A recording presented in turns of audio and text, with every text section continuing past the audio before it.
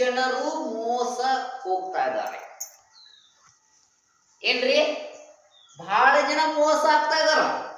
ಯೇಸು ಸ್ವಾಮಿ ಕಡೆ ಯಾಕೆ ಹೋಗ್ತಾ ಇದೀವಿ ಅಂದ್ರೆ, ನಾವು ಅದ್ಭುತಕ್ಕಾಗಿ ಅಷ್ಟೇ. ಯೇಸು ಸ್ವಾಮಿ ನನಗೆ ಯಾರು ಬಹಳ ಮಂದಿ ಹೇಳ್ತಿದ್ರು, ಸರಿ ಯೇಸು ಸ್ವಾಮಿ ಕಡೆ ನನಗೆ ಅದ್ಭುತ ಆದ್ರೆ ಸಾಕು.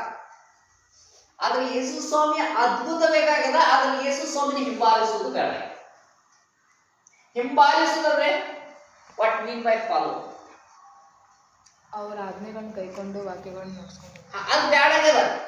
ಸರ್ ನಾವು ಚರ್ಚಿಗೆ ಬರುದಿಲ್ಲ, ದೇವ್ರು ಬೇಕ್ರಿ, ದೇವ್ರು ಮಾತ್ರ ಬೇಕು, ಆದ್ರೆ ಜೀವನ ಮಾತ್ರ ಅದ್ಭುತ ಆಗಬೇಕು. ಅದು ಅದ್ಭುತ ಏನಾಗಬೇಕು? ಗಾಡಿ ಬೇಕು, ಬಂಗ್ಲೆ ಬೇಕು, ಮನಿ ಬೇಕು, ಮದುವೆ ಬೇಕು, ಎಲ್ಲ ಬೇಕು.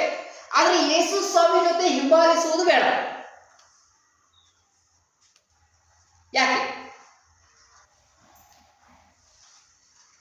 ಯಾಕೆ